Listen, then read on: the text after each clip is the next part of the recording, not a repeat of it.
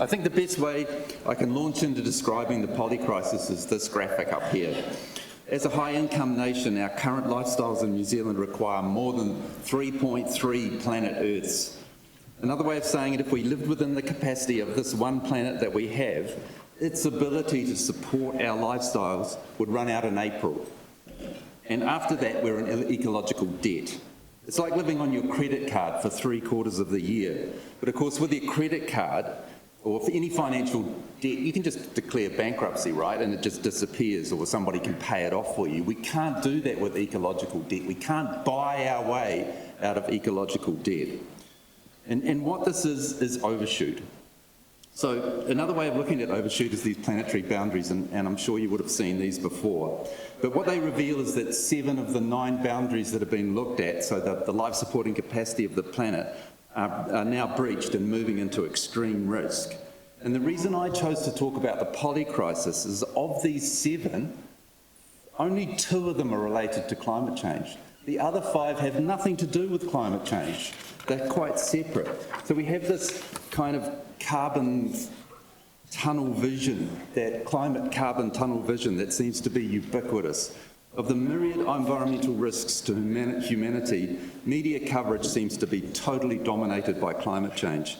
Now, I'm not qualified to talk about the many crises shown on this slide here, but as an ecologist, I can talk to the biophysical components, and I'll start with biogeochemical flows.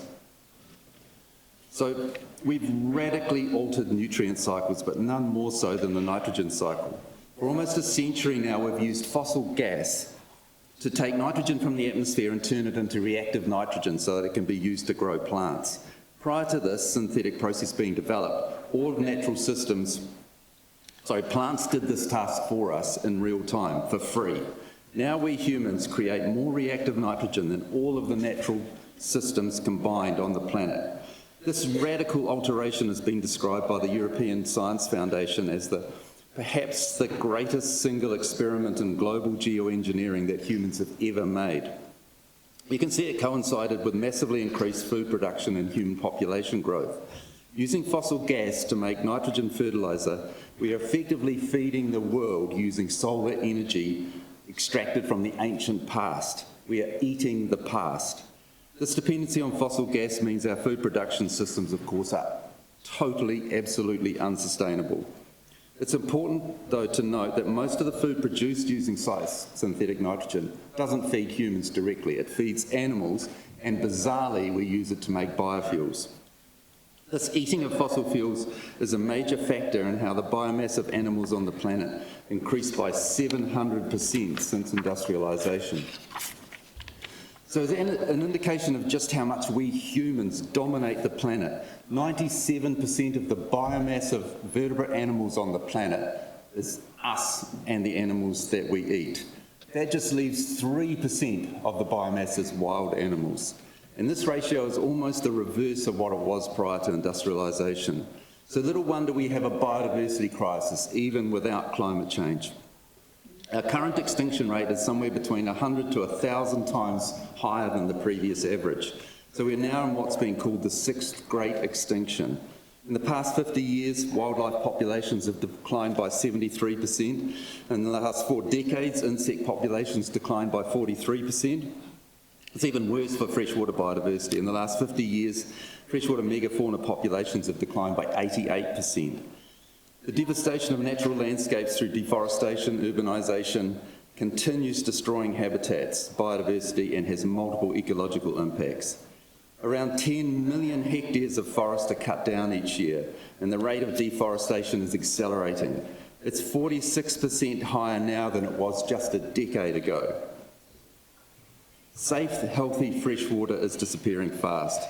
We've entered an era of freshwater bankruptcy now, in which 70% of the world's major aquifers show long-term declining trends. 70% of the world's population live in countries classified as water insecure. 25% of the global population lacks safe drinking water. 50% experience severe water scarcity for at least 1 month a year. Another outcome of synthetic nitrogen availability and the associated globalisation and industrialisation of food is that we now have energy negative food. What this means is we have to put more energy into getting our food than we get back from it. So prior to industrialisation, all the food we consumed was energy positive. We got more back from it than we put into it. Obviously, this is a prerequisite for life. But now the energy return on investment for food, so what it was about plus 69. You got 69 units back for every one you put in. It's now minus 10 or worse. So, for example, in the United States, the industrial food production system uses 10 to 33 units of fossil energy to plough, plant, fertilise, harvest, transport, refine, package, refrigerate, to deliver just 1 unit of food energy. Another existential crisis related to food is deteriorating soil health. At current rates of salinisation, acidification, compaction, nutrient depletion, contamination by heavy metals and erosion, 95% of the Earth's usable soil will be significantly degraded by 2050. Wetlands have also been radically altered. Globally, more than 80% of wetlands have been destroyed, and the proportion is projected to be 90% by 2050. What remains of our freshwater bodies are becoming increasingly polluted. Excess nutrients in waterways lead to eutrophication. This depletes oxygen in rivers, lakes, estuaries and oceans, leading to hypoxia or death through lack of oxygen, and algal blooms also, which are toxic to all life. When this nutrient-rich water hits the oceans, it leads to dead zones, as we can see here, and the number of these has quadrupled in the last few decades. Excess nitrogen in rivers and aquifers ends up also in our drinking water, of course, and has serious health impacts.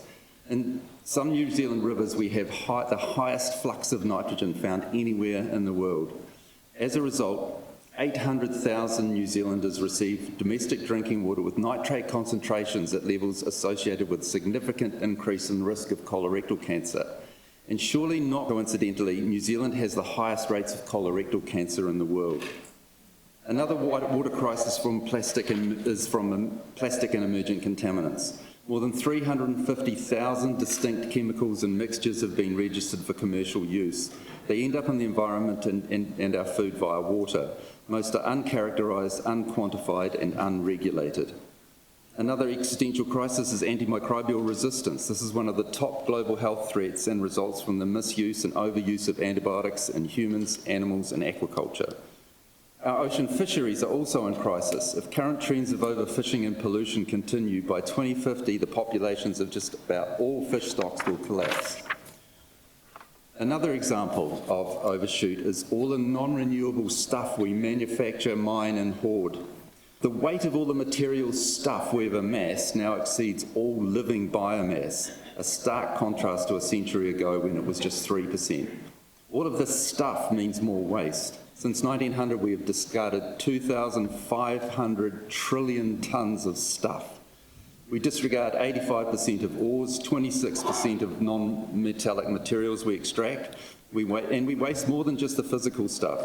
Every year we discard, mismanage or waste 78% of the total fresh water withdrawn, 49% of the food we produce, and 31% of the energy we produce.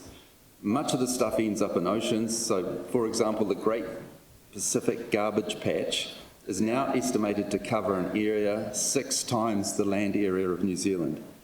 Now, I could keep going with these examples of symptoms of overshoot, but I need to turn now to what it means and what we should do about it. This graphic, if you remember nothing else from my talk, this reveals our dilemma. Economic growth, which is what governments and it seems almost everyone is fixated on, means more fossil energy consumption, more greenhouse gas emissions, more non-renewable material extraction and more harm. GDP comes in for a lot of flack, but the one thing it's really good at, it's the best measure we have of all of the environmental indicators available, is the best predictor we have of environmental and climate harm. So it's important to recognise too that the ecological impact of our economic activity and consumption is profoundly unequal. The small, high-income fraction of the global population is responsible for most of the damage, which disproportionately harms the poorer majority. The richest 10% of people on the planet, which includes 50% of New Zealanders, is responsible for 2/3 of global environmental damage. Most of the greenhouse gas emissions, biodiversity loss, pollution, resource depletion, while the bottom 50% contribute only a tiny proportion. In the past 2 centuries, which is just a fraction of human history, the human population increased 8-fold, gross world product increased 100-fold, all powered by a 1,300-fold increase in energy consumption. And to show how impossible this growth is, if we were to keep growing at the rate we have for the last 35 years, then in the next 35 years we would have to consume and pollute more than the previous 300,000 years. So clearly that's impossible. So what are we going to do? The only solutions to our predicament that seem to dominate every news feed that I see is planting trees and the much vaunted energy transition. It is crucial that everyone understands that planting trees or any nature-based solution, while absolutely necessary, can only return the carbon that was lost from chopping down those trees or destroying that bit of nature. It will not return or mitigate 1 single gram of fossil carbon. So, the energy transition seems to be the only solution that makes the headlines. So I took a look to see how many of the components of the polycrisis that I've outlined tonight would be mitigated by us decarbonising energy.